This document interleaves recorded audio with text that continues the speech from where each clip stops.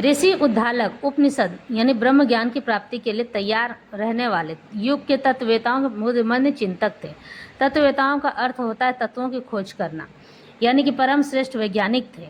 ऋषि उद्दालक गौतम गोत्रीय अरुणी के पुत्र थे। ऋषि उद्दालक धौम्य ऋषि के शिष्य तथा अपनी एक निष्ठ एकाग्र होकर अकेले ही सेवा करने वाले शिष्य थे। प्रायः लोग मानते हैं कि ग्रीक संत थेल्स 76 ईसा पूर्व के पहले वैज्ञानिक थे, लेकिन प्रसिद्ध इतिहासकार देवी प्रसाद चट्टोपाध्याय ने सिद्ध किया है कि वास्तव में थेल्स नहीं बल्कि उद्दालक ऋषि प्रथम वैज्ञानिक थे, जिन्होंने ज्ञान की प्राप्ति के लिए बहुत ही खोज की थी। उद्दालक ऋषि और श्वेतकेतु की वार्ता, जिसमें बताया गया है कि कण कण में हमारे परमात्मा निवास करते हैं, जो हमें दिखाई नहीं देते, लेकिन हर पल वो हमारे साथ रहते हैं। श्वेतकेतु जब शिक्षा ग्रहण करके आए तो अपने पिता ऋषि उद्दालक को प्रणाम किया।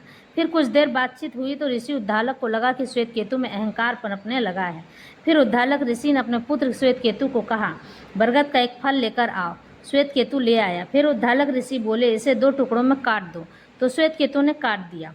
फिर पूछा कि क्या दिखाई दे रहा? श्वेतकेतु बोला, छोटे छोटे जीव और बीज। कहा, बीज को भी काट दो। तो श्वेतकेतु ने बीज को भी काट दिया। और फिर ऋषि उद्दालक ने पूछा कि क्या दिखाई दे रहा है? श्वेतकेतु बोला, कुछ भी नहीं। फिर ऋषि उद्दालक बोले, जो दिखाई नहीं देता है वही परमपिता परमेश्वर है। वो हर जगह उपस्थित है पर हमें दिखाई नहीं देते हैं, और उनका अनुसरण हमें हर हाल में करते रहना चाहिए।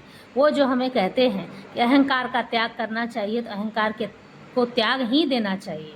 इसके लिए कोई हमारे जीवन में जगह नहीं है, क्योंकि अहंकार हमें परमेश्वर से दूर करता है। उन्होंने यही बात श्वेतकेतु को समझाई।